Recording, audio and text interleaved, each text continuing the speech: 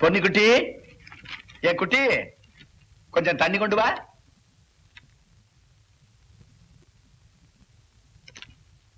நான் எத்தனை தடவை சொல்லிருக்கேன். என்ன? இனிமே என்ன குட்டின்னு கூப்பிட்டா நான் இங்க வரமாட்டேன். நான் என்ன இன்னும் சின்ன குழந்தையா? எனக்கு நீ எப்பவும் சின்ன குட்டி தான், என் செல்ல குட்டி. சரி, இந்த வீட்டு மருமக எழுந்துச்சிட்டாளா? இன்னும் இல்ல. சி மூதேவி, 10 மணி வரைக்கும் தூக்கம். என் மக வயித்துல பிறந்த பேத்தியாச்சேன்னு மகனை கட்டாயப்படுத்தி கல்யாணம் பண்ணி வச்சேன். என் நிம்மதியே போச்சு. எல்லாம் தலை விதி. அப்பனே முருகா.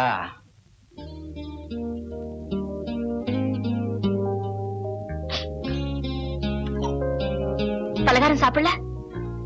வேண்டாம் பொண்ணு, பசிக்கல, எடுத்துட்டு போ. இத பாருங்க, பெரியயாவுக்கு உடம்பு சரியில்லை. இந்த நிலைமையில நீங்களும் பொண்டாட்டியும் எலியும் புனையமா இருந்தா இப்படி?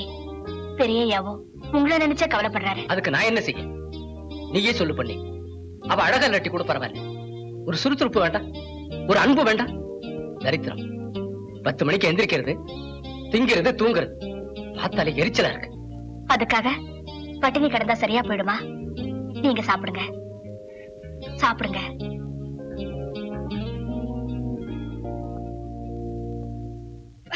பொன்னி, பொன்னி. சின்னம்மா, எல்லாரும் பலகாரம் சாப்பிட்டாங்களா? சாப்பிட்டாச்சு. சின்னம்மா, நாளையில இருந்து கொஞ்சம் சீக்கிரமா எழுந்திருச்சு வந்தீங்கன்னா நல்லது. பெரிய ஐயா ரொம்ப வருத்தப்படுறாரு. என்ன செய்ய சொல்ற பொன்னி? நீயே சொல்லு. ஒரு பொண்ணுக்கு புருஷன் தங்கிட்ட பிரியமா இல்லைன்னா நிம்மதியா இருக்க முடியுமா? ராத்திரி பூரா தூக்கம் வர மாட்டேங்குது, காலையில ரொம்ப நேரம் தூங்கிடுறேன்.